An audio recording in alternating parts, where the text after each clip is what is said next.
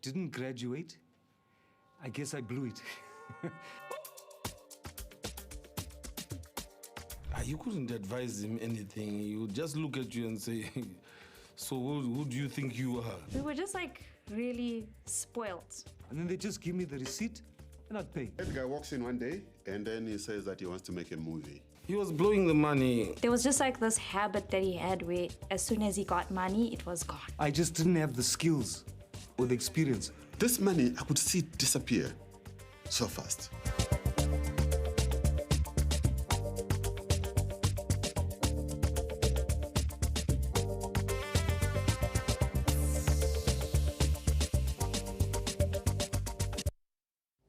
The Phoenix Podcast has always brought you the best of the best. I missed on that blessing, but I also regained it in some way. In seasons 1 and 2, we introduced you to the industry's brightest stars, the ones at the top of their game, the creme de la creme. But season 3 promises to be even more exciting. We're bringing you even more fascinating guests, including the renowned farmer, Patrick Matadi.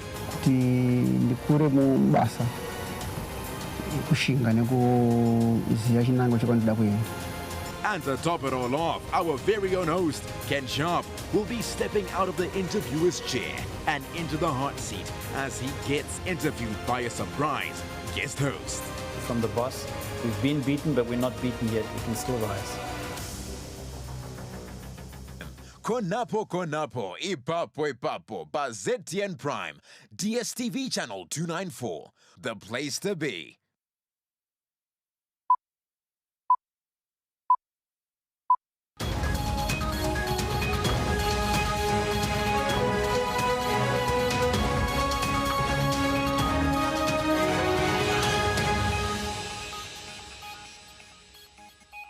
It is a very good evening to you all. My name is Marissa Marinda and you are watching Newsplus right here on ZTN Prime. Let's get straight into tonight's headlines. President Mnangagwa has directed that resources be moved towards the safe and dignified return of Zimbabweans from South Africa amid anti-migrant tensions in that country. SADC chairperson, President Cyril Ramaphosa, has called for the restoration of constitutional order in Madagascar, leading to a referendum and the holding of democratic elections. The city of Harare has begun rehabilitating traffic lights at key intersections in the CBD as part of efforts to improve traffic flow and road safety. And in sport, Innocent Kaya scored his maiden test century as the Chevrons took control on day 2 of the one-off test against Bangladesh at Harare Sports Club. Now for the news in greater detail. President Mnangagwa has directed resources towards the safe and dignified return of Zimbabweans from South Africa following anti-migrant tensions in the neighboring nation. Government has since set up and deployed an interim ministerial team currently stationed at Beitbridge border post to facilitate smooth border clearance and provide on-the-ground support to every returning citizen. Addressing journalists this Monday, Information Minister Dr. Jemu Soda said government has deployed additional manpower to assist with the administration of the repatriation process, ensuring that consular services are adequately equipped to handle the scale of this operation. So far, 3,000 Zimbabweans have been repatriated from South Africa since June 2026. Approximately 3,624 of our nationals had been successfully repatriated and received back in the country. To ensure the seamless receiving of returnees, an interministerial team has been deployed and is currently stationed at Beitbridge, working around the clock to facilitate smooth border clearance and provide on-the-ground support to every returning citizen. His Excellency the President, Comrade Dr. E.D. Mnangagwa, has directed resources towards ensuring the safe and dignified return of every Zimbabwean who wishes to come back home. In compliance with this directive, the Ministry of Foreign Affairs has ensured mobilization of logistics around the repatriation of our affected nationals. Government has also deployed additional manpower to assist with the administration of the repatriation processes, ensuring that our consular services are adequately equipped to handle the scale of this operation. Meanwhile, Public Service Minister Edgar Moyo has called on the returning citizens to apply skills they acquired in the neighbouring country in making a living for themselves. He said those who were investing home will have a better landing.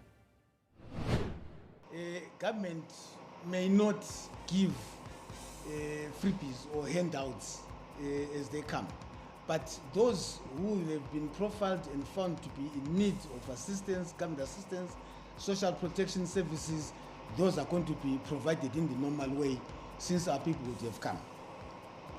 And then the documents, I think Dr. Sota has answered part of that, but still civil registry in the country is going to take care of that. As they come into the country, we're checking the state of their documents and also taking those to their respective districts so that they are assisted with the documentation. Finally, those who will be going to schools, since our schools are ready to receive them, so they'll need birth certificates, they'll need the number of documents.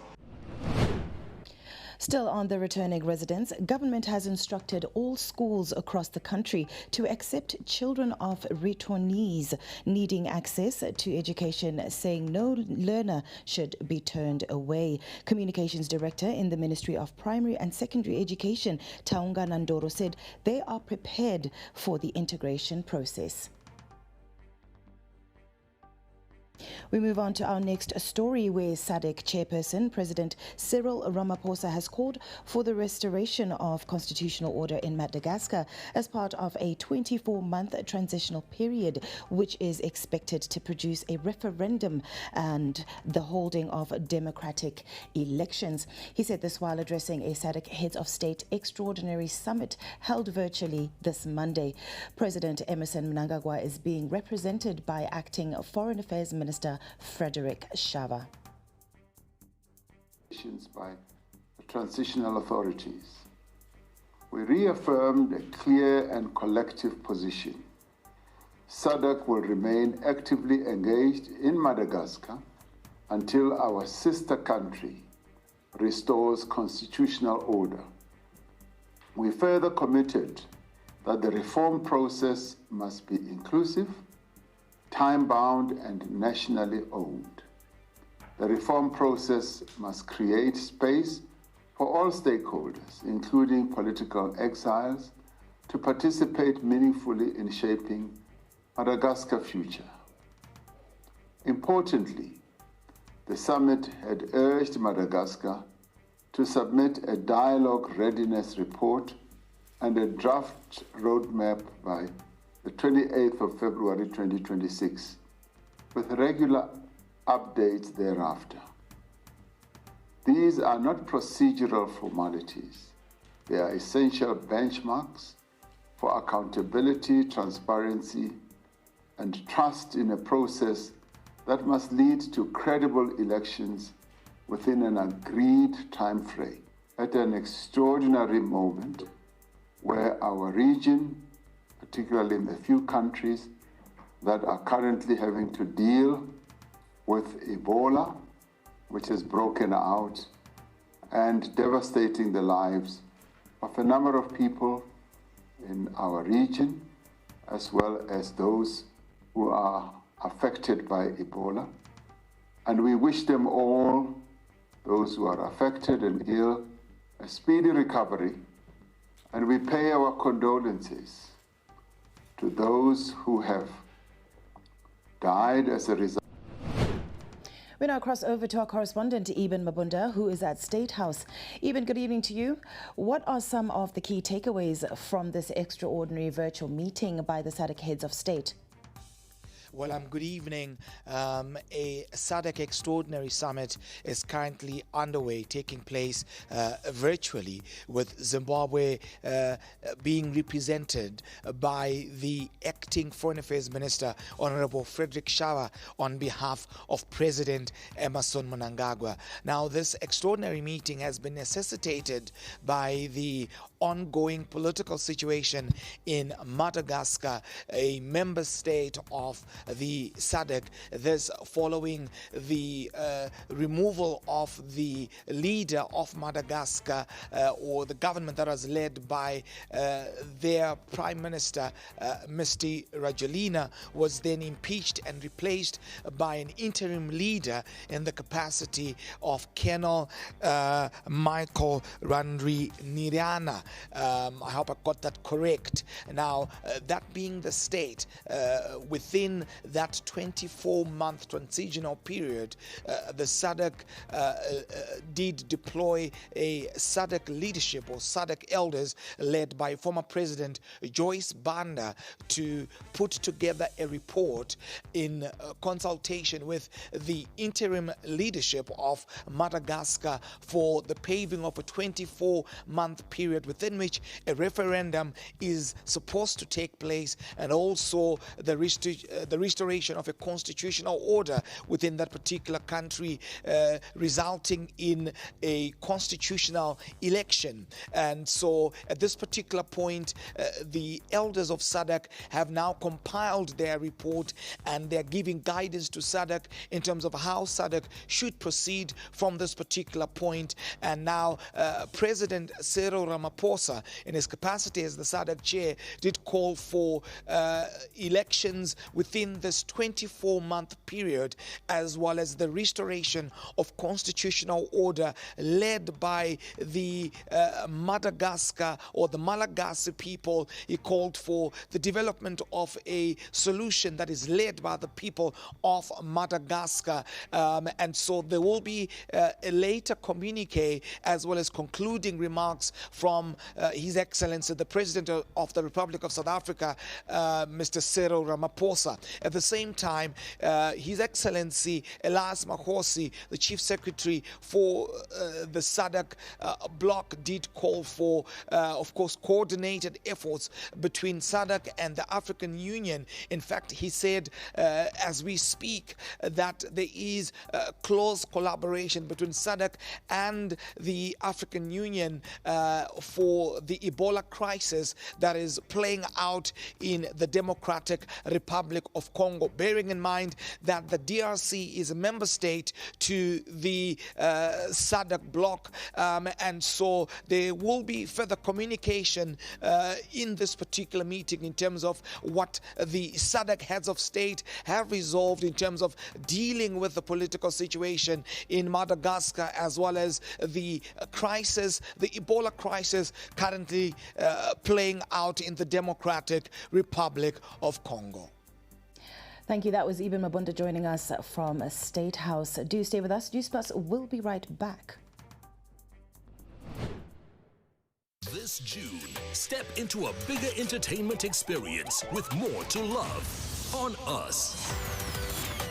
We're talking more drama, more action, more unforgettable stories, all waiting for you. All hands on deck. We're opening up our world of entertainment so you can view more. Good job, partner. This June, pay for your current DSTV subscription and we'll upgrade you at no extra cost.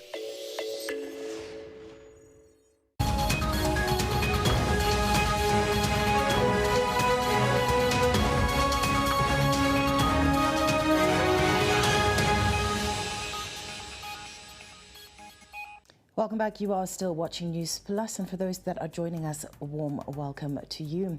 The city of Harare has begun rehabilitating traffic lights at key intersections in the CBD as part of efforts to improve traffic flow and road safety. The project is being implemented in partnership with City Parking. More in the following report. Speaking during the project's tour in Harare this Monday, Harare Mayor Jacob Mafume said the project is part of wider efforts to modernize Harare's traffic management system. The project is in partnership with City Parking, targeting major intersections, starting with the rehabilitation of traffic lights at Robert Mugabe Way and Julius Nyerere Way. So we will have about 50 sites by the end of this year that will have modern traffic lights. There will be cameras that will accompany these traffic lights. Some of the traffic lights we are working in conjunction with government, Ministry of Home Affairs. This is said to bring relief to motorists and pedestrians who for long have endured congestion, confusion and accidents during rush hour. Traffic police were often forced to direct vehicles manually as motorists repeatedly called for the city's traffic infrastructure to be restored. The development has been welcomed by residents and motorists alike, who say functioning traffic lights will ease congestion, improve traffic flow and make the roads safer. Izvi ndo zvakanaka zvamuri kuita samarobots ekuti hapana munhu anoti handina kuona robot. Especially panyaya dzemaaccident nezvimwe zvakasiyana siyana. Vanhu vachakwanisa kucrossa zvakanaka, munhu achiona nguva dziri kushaya robot. Rather than to improve technology kuenda mberi. Pedestrians also believe the restored traffic signals will make it easier and safer to cross busy roads. Tikonzwa kufara dzingati nemarobots akutotigonera because munomailoka zvakaipa. Mailoka mutamunosaka pamarobots ava matotigonera takutokwanisa kufamba zvakanaka. State chinatsoona zvasiyana nepaipe kuti robot inenge rakadzima harisi kunzwisisika kuti tiri kufamba sei. Saka iye zvinapa tiri kunzwa kufara kuti takunatsoona kuti aiwa green. With theft and vandalism having crippled traffic infrastructure in the past, the city says it has introduced measures to protect the new installations. We are going to do a robust policing system for those that damage, that have accidents with the public infrastructure. We are going to go after them to get the residents' money from them. We are also going to, for those that do criminal vandalism, we are going to tighten our criminal laws. For road users, the hope is that the city will keep the traffic lights working and restore order on Harare's roads. Talent Kore, ZTN Prime, Harare.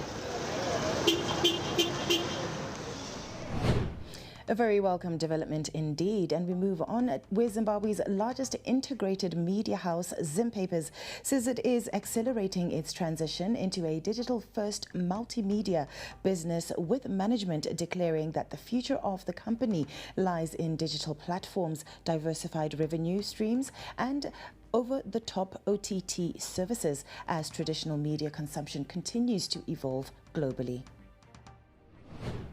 Speaking during the Zim Papers annual general meeting, CEO William Chikoto said the transformation underway at Zim Papers mirrors global changes in the media industry, where audiences are increasingly consuming content on digital and on-demand platforms.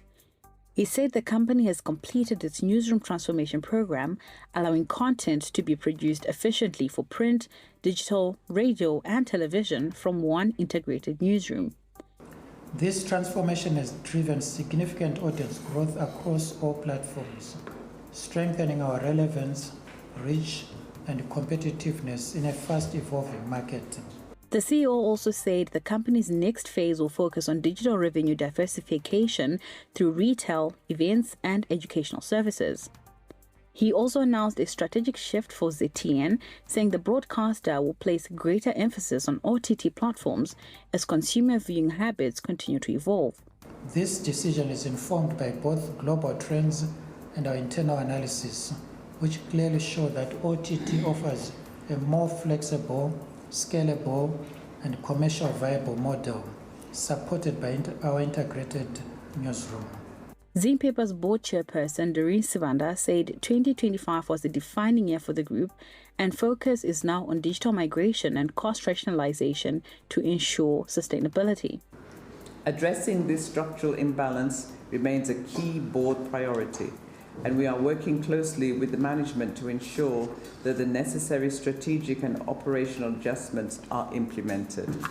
Presenting the financial performance, the Chief Finance Officer said the group recorded improved gross profit and reduced operating losses through disciplined cost management. Broadcasting remained the strongest performing division, while digital and publishing posted encouraging growth as the transformation strategy continues to gain traction. Broadcasting remains a standout performer, delivering strong revenue growth and profitability.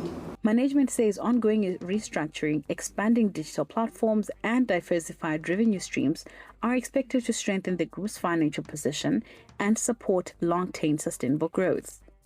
Faith Nyaude for ZTN Prime in Harare. Government is supporting the rehabilitation and development of 17 irrigation schemes nationwide through funds mobilized under the grain import levy, with investments exceeding $3.2 million and 29 million ZiG in the first phase. The program, under Statutory Instrument 87 of 2025, is part of government's strategy to use grain imports to support long-term agricultural productivity. Speaking during a tour of the Glen Somerset irrigation scheme in Murewa district, officials said irrigated land in Zimbabwe has grown from 70,000 hectares in 2017 to 258,000 hectares in 2026. From October 2025, when the SI was promulgated, and now in June, this scheme is already functional, which means that the scheme 50 hectares is now able to produce a minimum of 250 metric tons. The 50-hectare project, set to benefit 20 farmers, is expected to boost productivity and enhance livelihoods. This is SI 87 in action, the SI 87 of 2025, which emphasizes local production. So essentially, these are the results where we see irrigation schemes being opened up. The Agricultural Marketing Authority said disbursements for the first phase have already been made, with all 17 irrigation schemes expected to be completed by 31 July. But the total funds that we have put towards different schemes for the first batch amount to 3.2 million USD and 29 million ZiG, and we think that we will continue to support a total of 17 irrigation schemes.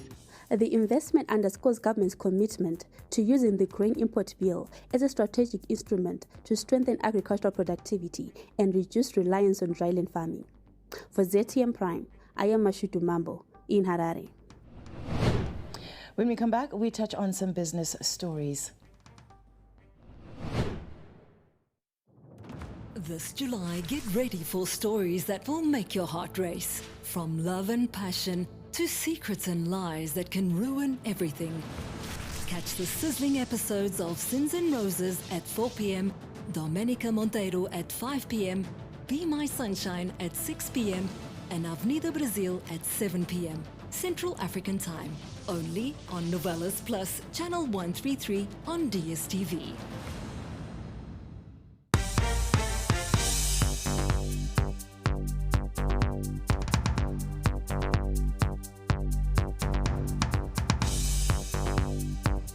We continue with business stories, where Regional Economic Cooperation took center stage in Harare this Monday as senior Treasury and Central Bank officials from SADC met ahead of the SADC Ministers of Finance peer review panel and joint meeting of the Ministers of Finance and Health on the 1st of July. So what Zimbabwe has been implementing over the past 18-24 months is a coherent fiscal and monetary policy framework that has allowed us to make significant progress with regards to the SADC macroeconomic convergence criteria. As you may be aware, the macroeconomic convergence criteria for SADC is on many layers, has several indicators, among them indicators. In the next story, the Ministry of Mines and Mining Development has launched a leadership training program for provincial mining directors as government moves to strengthen governance and improve regulation in Zimbabwe's fast-growing mining sector. The 5-day Executive Leadership in Mining and Public Governance workshop is being held at the Zimbabwe School of Mines in Bulawayo. As Zimbabwe's mining industry continues on an upward trajectory, government is shifting its focus beyond mineral production to building a stronger leadership base capable of driving transparency, accountability, and sustainable sector growth. This comes as the Ministry of Mines and Mining Development has set its sight on capacitating provincial mining directors from across the country with the 5-day executive leadership in mining and public government training program. Permanent Secretary in the Ministry, Dr. Thomas Wutete Ushe, said the growth in the mining sector requires responsive, accountable, and committed leadership. Leadership, ladies and gentlemen, is not merely about technical competence. We have the technical competence, but we need to now infuse this technical competence with the ability to inspire teams, manage transitions, and build the trust with stakeholders at all levels. Dr. Wishe said provincial mining directors are at the forefront of implementing government policy and ensuring that mining activities benefit both the economy and local communities.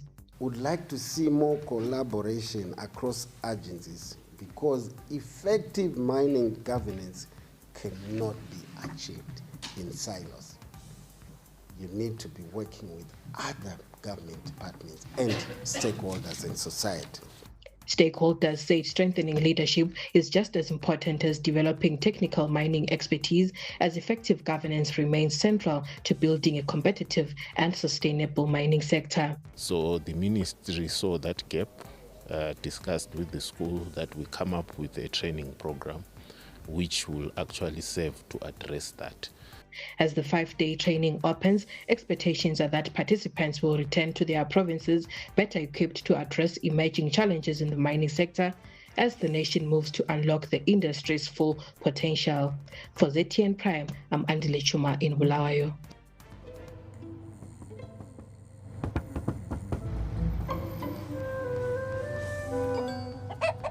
Numerous cases of people falling asleep have been reported across the African continent. No one can explain this phenomenon. With 24/7 FIFA World Cup coverage, sleep can wait. Everything can wait. Catch all 104 matches from as little as $10 live on SuperSport, only on DSTV.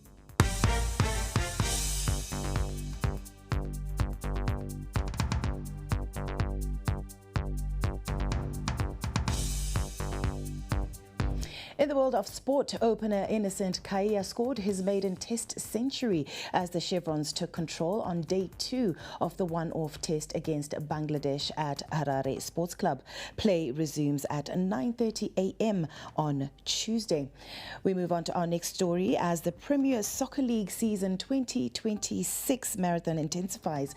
Caps United have signed former Warriors goalkeeper Washington Arubi to bolster their goalkeeping department. More in the following report. Caps United have signed Warriors goalkeeper Washington Arubi in a key move that is meant to strengthen the team as they aim for the 2026 PSL Championship. Arubi has joined the team as a free agent from Marumo Gallants in the South African Premiership. He joins the Green Machine on a 2-year contract with Caps United President Farai Jere, confirming he is a direct solution to their nagging goalkeeping problems. This conference where we've invited all the media houses to be with us as we are having this historic signing at Caps United, where we are bringing the national team a goalkeeper to join Caps United to assist us with the problem which we are having with the goalkeeping problem, which has actually given us problem, and we're almost losing hope because it was derailing our hopes. Arubi is expected to be available for selection this weekend when Caps United travel to Kwekwe for a top-of-the-table clash against Hard Rock at Chawanda. So this game against Hard Rock, we are going to run around and make sure that their papers are in order. It's going to be an exciting match as we promised new players. We are registering 3 more players. The arrival of Arubi is expected to restore dignity in their goalkeeping department following high-profile blunders in the recent weeks that have left goalkeeper Wallace Magalane frozen out. Yeah, thank you so much. It's very important if you look where the league is now, getting stiff and tough. So having the experienced players in the team, he plays a very big role. He's been in football for so long. So we want to go, we want to achieve, I think these are the players that you need at this moment to make sure they bring that leadership in the team, like the president has just alluded, and also to lead from the back, make sure that the team always have confidence, belief, to say we've got a backbone that is also very strong. Arubi had spent a decade in the South African Premiership and is delighted to be back home as Caps United chase league glory. Because I was still also negotiating with my club, then I told them that no, me and my family, I made a decision long back in January that I really want to go back home, and also it's a blessing to play for all the big three. You know, it's not every player can do that. So I feel honored to be here. I feel honored to see you guys here. Hope we're gonna manage to turn that corner, and I promise that we're here to work. We're not here just to play. Arubi becomes one of the few players to have featured for all the big three clubs, which are Highlanders, Dynamos, and now Caps United. For ZTN Prime, I'm Veronica Gwaze. That's all the time we have for tonight's edition of News Plus. My name is Marissa Marinda, and from me and the crew behind the scenes, we will see you again tomorrow evening, 7 p.m. sharp, and we leave you watching the Weather Report.